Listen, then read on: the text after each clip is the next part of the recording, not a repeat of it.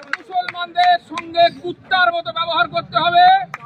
সারা পশ্চিমবঙ্গের বুকে বিজেপি জিতেছে, তো বিজেপি যে হিন্দুদের সব ডেকে দেবে এটা মনে করো না। বিজেপি আমরা করি, সবাই করি। এই সংগঠনে যারা আছে তারা প্রত্যেকেই আমরা বিজেপি ছাড়া অন্য কিছু করি না। অথচ যখন দেখবেন এই হিন্দুদের দেখবে সরকার চলে এসছে, এই হিন্দু নেতারা আপনাদের লাত মারতে বেশিক্ষণ যাবে না। তো আপনারা বিজেপি করুন, যে কোনো রাজনীতি করুন, আমাদের আপত্তি নেই। সংগঠনটা সঙ্গে সঙ্গে করে রাখবেন। মানে আপনার ওই জমির দলিলের মতো টাকা দিয়ে রাখবেন, দলিলটা করে রাখবেন না, বিপদে পড়বেন। ওই জন্য রাজনীতি করুন, সঙ্গে সঙ্গে সংগঠনটা হিন্দু সংগতি যদি না করে থাকেন তাহলে এই রাজনীতি নেতারা আর এই বামফ্রন্টের আমলে যেমন মুসলমানরা বামফ্রন্টের ফ্ল্যাগ ধরে হিন্দুদের মারধর করেছে, হিন্দুদের উপরে হিন্দুদের মা বোনদের অত্যাচার করেছে, হিন্দুদের বিভিন্ন জায়গায় ঘর বাড়ি লুটপাট করেছে। আবার সেই মুসলমানরা টিএমসির ফ্ল্যাগ ধরে হিন্দুদেরকে মেরেছে, আর আমাদের হিন্দু দালাল কিছু তাদের সঙ্গে যোগ দিয়ে হিন্দুদের মারধর করেছে। তো আমি বলবো ভাই, আজকের পার্টি এখানে বিজেপি সরকার ক্ষমতায় এসেছে, আমরা সব হিন্দুরা কিন্তু একদম মানুষ হয়ে গেছি, সবাই ভালো, আমাদের মধ্যে কেউ খারাপ নেই। এতদিন মুসলমানদের পদে বিলিশ দিয়ে ঘুরছিলাম, তারা সব মানুষ হয়ে গেছে।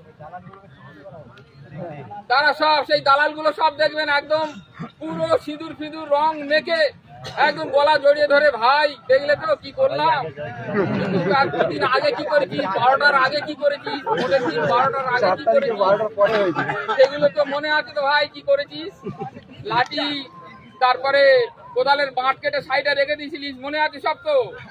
এইগুলো মনে রেখে পার্টি করবেন, হিন্দু সংগতি করবেন সঙ্গে। আর যদি কোন রাজনীতি দল হিন্দুদের বিরুদ্ধে কথা বলে, সে বিজেপি হোক টিএমসি হোক, পুরো হিন্দু সংগতির সঙ্গে সঙ্গে এত খাল খেতে দিতে হবে তাদের। যে রাজনীতি দল হোক, হিন্দুর বিরুদ্ধে যে কথা বলবে, হিন্দু সংগতি তার সঙ্গে নেই। আজকে চুনোখালীতে গোসবাইতে বিজেপি জিতেছে, চুনোখালী হিন্দুরা কেন অত্যাচার হচ্ছে, মুসলমানদের কেন মারা হচ্ছে না? তারা তো কেউ ভোট দেয়নি বাসন্তীতে। মুসলমানরা কেউ বাসন্তীতে ভোট দিয়েছে?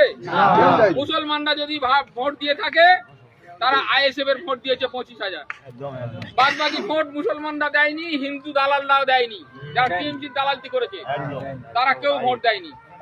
যারা আজকে সিঁদুর মেঘে ঘুরছে, রং মেঘে ঘুরছে, সব মানে সবচেয়ে বড় বিজেপি তারা। সেই মুখোশধারীকে চিহ্নিত করুন। আর আমি বলবো, বাসন্তীর বুকে যত মুসলমানরা ফিশারি করে আছে, সেই ফিশারি গুলো মুসলমানদের লাথি মেরে দূর করে হিন্দুদের জায়গায় এই হিন্দুদের সম্পত্তি হিন্দুদেরকে ফিরিয়ে দিতে হবে, আর মুসলমানদের লাথি মেরে দূর করে দিতে হবে। এগুলো এখনো হয়নি কেন? এগুলো এক্ষুনি হওয়া উচিত।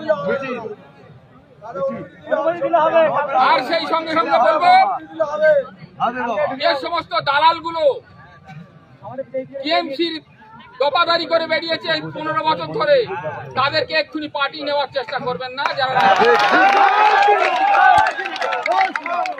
আর মুসলমান যারা 15 বছর ধরে হিন্দুদের সঙ্গে কুত্তার মতো ব্যবহার করেছে, হিন্দুদেরকে নিয়ে কুত্তার মতো ব্যবহার করেছে মুসলমানরা, সেই মুসলমানদের সঙ্গে কুত্তার মতো করে রেখে দিতে হবে মুসলমানদের।